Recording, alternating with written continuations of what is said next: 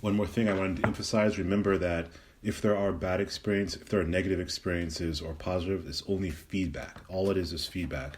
So if you do experience any negative feedback, and you do express it, remember to express it in the form of, I found this challenging. I found X challenging. I found Y challenging. I found Z challenging. You do not want to do the parasitic exchange where you complain. So remember, we're not doing this to complain. If you complain, it becomes a parasitic energy exchange where everyone gets strained and you are left unfulfilled.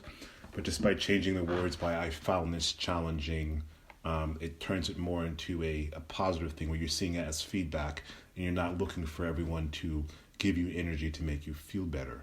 As a result, any answers that you do get are going to go deep into your subconscious mind and you'll integrate them on the energetic level.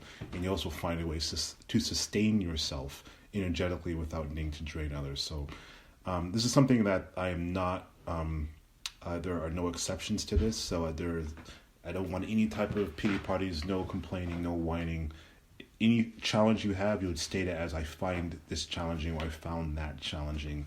And then we're going to use that feedback to help you. It's important that you understand that you guys are all powerful beings. You're more powerful than you can possibly imagine. I'm just here to help remind you of that power and to guide you into my experience of what I find is the best way to access that power. However, during this ritual process, we're going to develop your unique idiosyncrasies that you find complement your ability to manifest.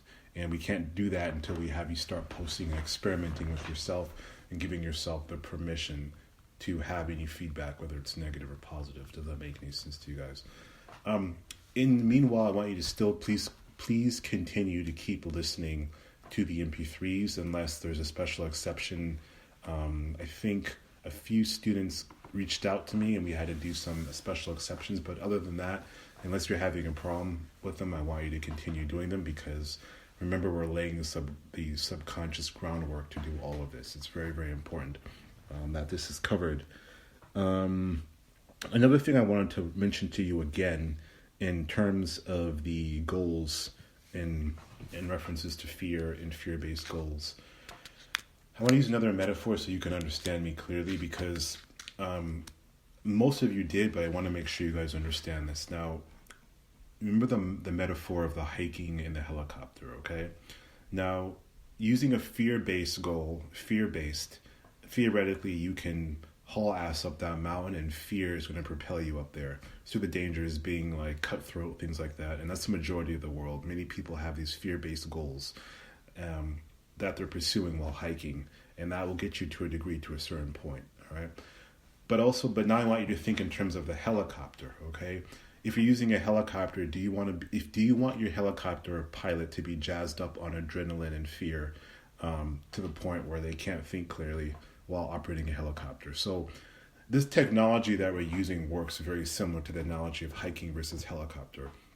I'm not denying that there are people in the world who are motivated by fear, and that's what's driving them up that mountain and hiking. I understand this, okay?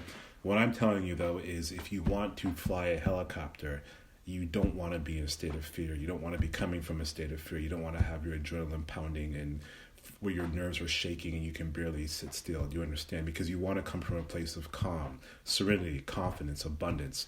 That's most suitable to that technology.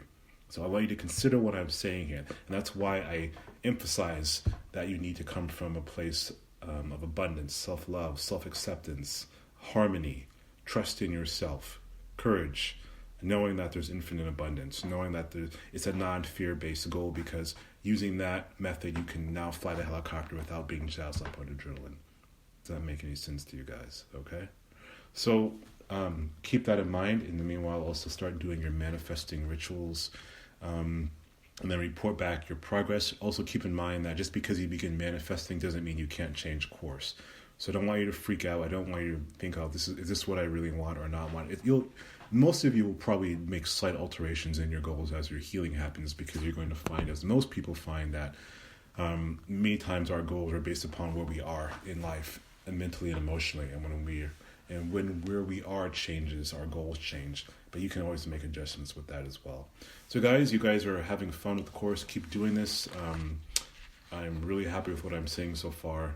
And remember, where the idea of this is we're teaching you how to master the helicopter so that then you can get to wherever you want to go really, really fast. And then afterwards, everything else you do in terms of whether you model a mentor or you find a mentor, or you just attract one, or you don't even need one at all, it's going to happen very, very, very quickly when you're using the new technology. Okay, guys? So I look forward to your notes, and remember, just there is no failure, there is no failure, just feedback, and there's a method, there's a reason I'm asking you to do this, and you'll understand. Okay? All right, guys. Oh, yes, one more thing. In terms of the clearings, we'll get to that. I know one of you is going to ask about that, so we'll get to that in the next lecture.